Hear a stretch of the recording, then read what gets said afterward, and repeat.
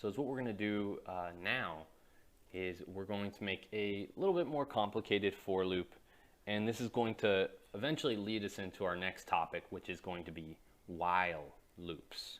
Okay, and we're going to really be looking at an application of Taylor series here. And so let's just comment in here what we're going to do. We're going to use the fact that e to the x is equal to 1, and let me put a little bit of spacing in here, 1 plus x to the 1 divided by 1 factorial plus x to the 2 divided by 2 factorial plus x to the 3 divided by 3 factorial, and so on, right? This is an infinite series. Okay. And so what we're going to be doing is building a tool that will help us approximate e to the x, right? Because we can't have this program give us an infinite number of terms, because then the process would never end.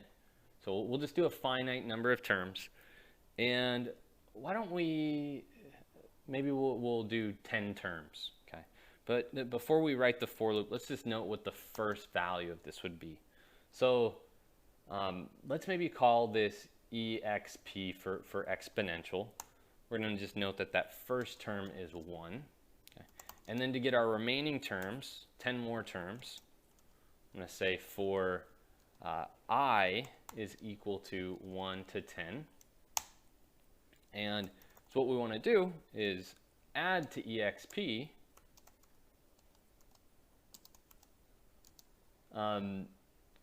x to the I divided by I factorial. Okay. And we should also note here, we're going to have to choose a value for x. Okay. For simplicity, how about we just start off with 1?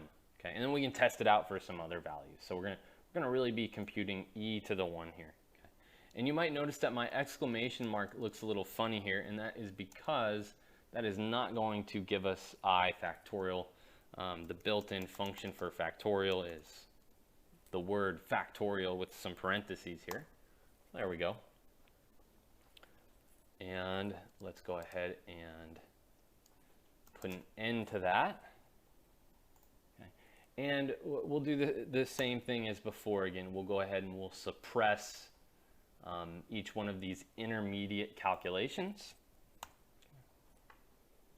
And we'll go ahead and we will run it, but let's make sure that we get the output here in the end. Okay. Let's go ahead and hit run. Okay. And so that looks good because e to the 1, okay, and E in MATLAB is actually not just the letter E like it is on your scientific calculator. It's actually EXP, but in lowercase. And so if we want e to the 1, that's how we're going to have to type it in. And you can see that at least to 4 decimal places, these things are exactly the same. Okay, so this Taylor series that we're working with, or Maclaurin series, it actually converges pretty quickly anyway. I imagine if we change the format to long here, that we'll see a very similar thing happen. Let's see. So there's our approximation of e, and let's see what the built-in function tells us e to the 1 is. Okay. And let's see if we even can see a difference. Yeah, it looks like after around the 7th decimal place or so, it switches up there a little bit. Let me move this timer out of the way. There we go. For those of us that are new to programming, it might be helpful for us to switch to OneNote again and think about this for loop that we just created here. Kind of maybe look at the first few iterations of that for loop. Okay. So here's our code here in OneNote. And I want to point out, before we even start, we're saying that essentially e to the 1 is equal to 1 to begin with. Okay? Which we know that that's not true, but this is a good starting point. Okay. And then once we get into our for loop, okay, and we're looking at I equals 1, is what it's going to do is it's going to take exp, and it's going to assign it a new value.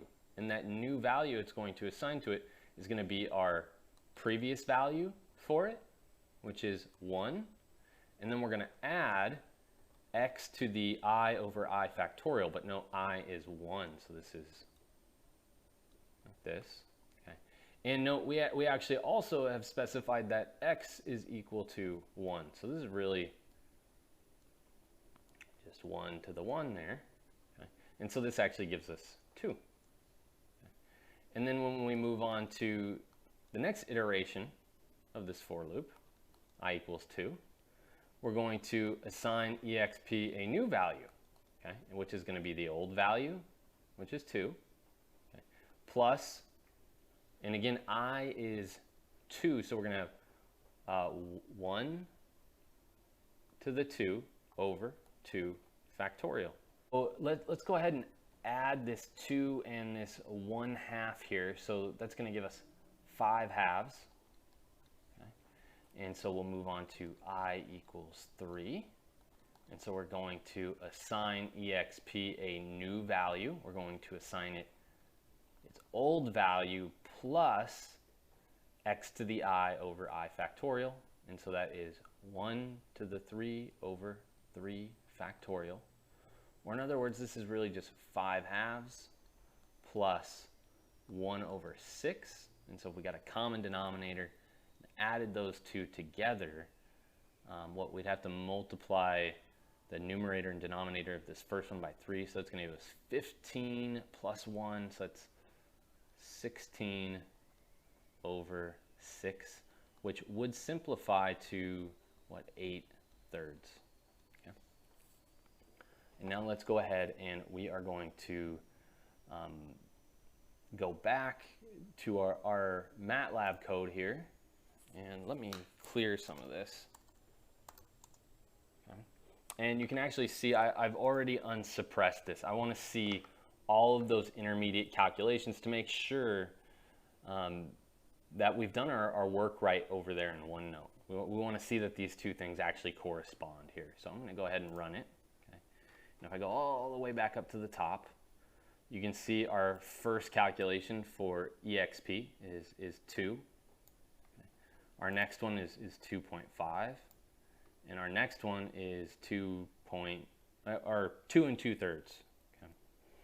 And so these decimals here, these perfectly match what we have over here, right? That 2.5 is 5 halves, and that 2.666 so on is equivalent to 8/3. Okay. And let me switch back real quick. And so hopefully now you have a better understanding of what a for loop is, and this is going to lead us into our next topic, which is a while loop.